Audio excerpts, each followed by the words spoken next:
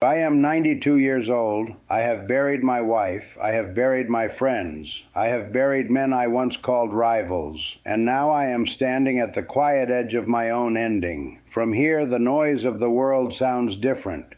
The promotions, the arguments, the trophies, the grudges, they all shrink. They look small, temporary, almost foolish. You think you have time. You don't. I am not here to scare you. I am here to tell you what becomes painfully clear when there is almost no road left ahead. Listen carefully, because one day, sooner than you expect, you will be standing where I am standing now. I am 92 years old. That number sounds dramatic when other people say it. When you hear it, you picture someone fragile, someone folded into a chair, someone half here and half already gone. I am fragile. My back aches before the sun rises. My hands tremble when I lift a glass. My eyes do not trust the dark anymore. But my mind has never been clearer. When you are young, life feels like an ocean with no visible shore. When you are middle-aged, you begin to notice the horizon. When you are old, you realize you have been swimming toward land all along. I'm close enough now to see the sand, and when you stand this close to the end, illusions fall away. The lies you told yourself, the excuses, the somedays, the laters, the grand plans carefully arranged on calendars that assumed cooperation from time. Time does not cooperate. It moves, it consumes, it does not negotiate. I used to think death was something that happened to other people. I attended funerals the way you attend appointments. Inconvenient, sad, temporary interruptions in an otherwise forward-moving life. Now I understand something different. Death is not an interruption. It is the rule. Life is the interruption. You walk around as if you are permanent. You plan 5 years ahead, 10 years ahead. You save conversations for the right moment. You postpone joy for a more convenient season. You act as if the clock is a decoration. It is not. It is a countdown. Let me tell you about my friend. His name was Jack. If you had met him in 1968, you would have envied him. Everyone did.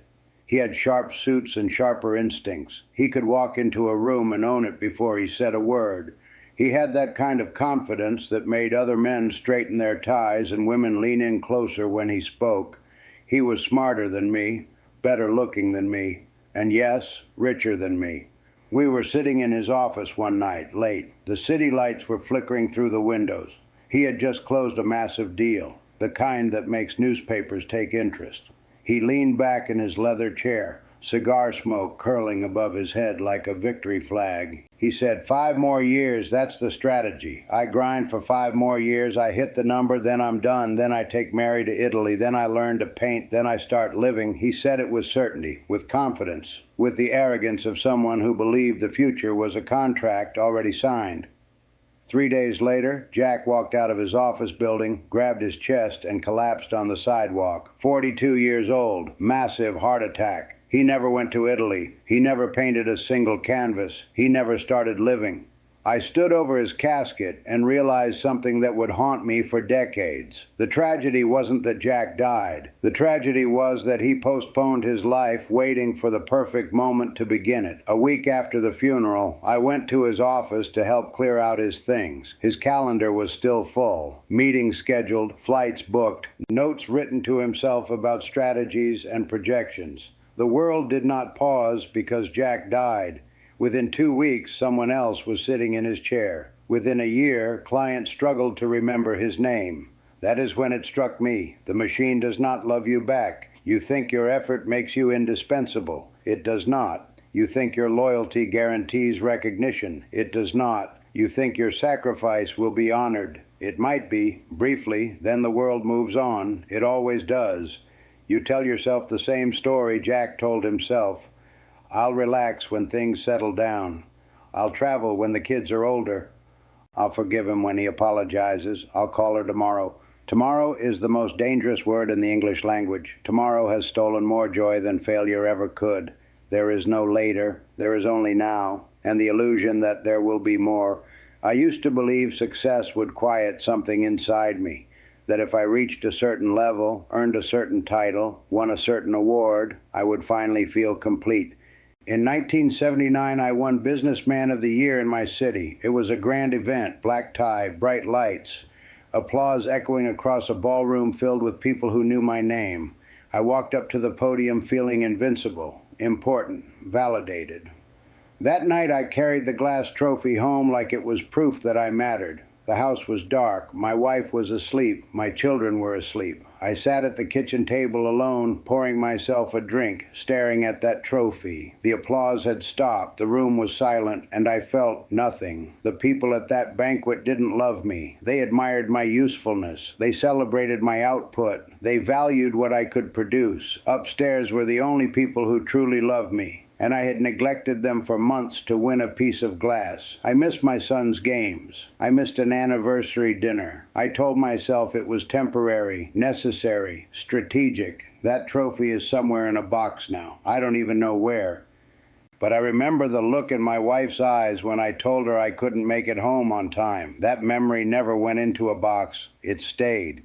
You believe your career is your identity. It is not. It is a transaction. You are trading hours of your life for currency. That's all it is. And hours are not renewable. When you are young, you assume you have an unlimited supply. You spend them recklessly. 60-hour work weeks, late nights, stress that eats your sleep and your patience. You think you are building something permanent, but if you drop dead tomorrow, your position will be posted before your obituary. That is not cruelty. That is reality. Do not confuse being needed with being loved. A job needs you. A person loves you. And when the lights go out, when your breathing slows, it will not be your quarterly performance that holds your hand. Let's talk about your possessions. I used to live in a large house, luxury cars, a garage full of tools and toys and machines I convinced myself I deserved. I worked to maintain those things, to upgrade them, to protect them. Now I live in a small room. I have a bed, a chair, a picture of my wife. That is enough. I have attended more funerals than I can count. I have never once seen a moving truck following the hearse. When you die, your belongings become tasks for someone else. Your children will sort through your treasures with tired eyes. Strangers will carry away the things you once polished and insured and worried about. 90% of it will be discarded. The rest will be sold for less than you paid for dinner last Friday. That is the final chapter of your material obsession, future trash, and yet you exhaust yourself acquiring it. You sacrifice time, irreplaceable time, for objects that will not survive you. It is madness disguised as ambition. Here is what remains. When I sit quietly now, I do not replay business deals. I do not relive negotiations or contracts. I remember Sunday mornings with my wife, coffee in chipped mugs, sunlight through the curtains, no urgency. I remember the sound of my daughter laughing when she was 3 years old, that high, unfiltered joy that makes the entire world feel lighter.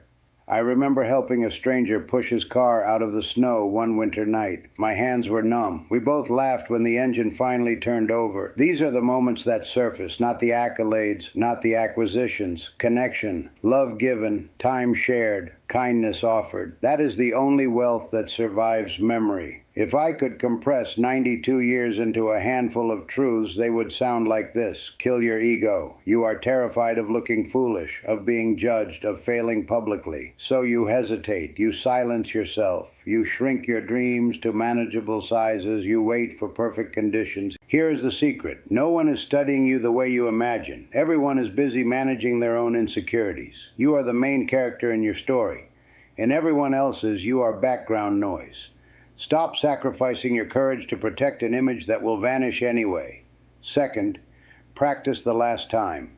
One day you will pick up your child for the last time, and you will not know it is the last time. One day you will share a meal with a friend for the last time. One day you will kiss your spouse goodbye for the last time. You will not receive a warning. If you lived aware of that, not obsessively, not morbidly, but honestly, you would pay attention differently. You would taste your food. You would listen without checking your phone. You would hold hugs a second longer. Awareness deepens experience. Third, wake up. You have health, you have mobility, you have time, at least more than I do, and you are anesthetizing yourself with distraction. Screens, noise, endless scrolling, manufactured outrage, comparison, look up. There is sky above you, wind, trees, real voices. Call your mother, forgive your brother, say the difficult apology. Take the trip while your knees still cooperate. You are not as busy as you pretend to be. You are distracted. We are all going to die. You know this in theory, but you do not feel it. If you truly felt it, if you sensed the fragility of your existence, you would stop postponing joy. You would stop hoarding resentment. You would stop living as if life were rehearsal. There is no rehearsal. This is the performance, and it ends without notice. I am tired now. My body reminds me daily that the sand in my hourglass is nearly gone, but I am strangely peaceful because I finally understand what matters. It is not the applause. It is not the status. It is not the accumulation. It is presence. It is love expressed while you still can. It is courage in the face of embarrassment. It is forgiveness offered before funerals make it impossible. You are still at the party, music playing, lights bright, conversations loud. I am near the exit. From here I can tell you, the music stops faster than you think. Do not wait 5 years to begin living. Do not trade your now for a hypothetical later. Do not let fear of judgment shrink your life into something safe and forgettable. You will not be remembered for your perfection. You will be remembered for how you made people feel, and even that memory will fade. So live not for remembrance, live for experience. Live so that when you sit where I sit, old, tired, nearing the end, you do not ache with the realization that you postponed your own existence. You cannot control when it ends, but you can control whether you were awake while it was happening. The clock is ticking. Listen closely. That sound is not background noise. It is your life. Do not let it run out empty.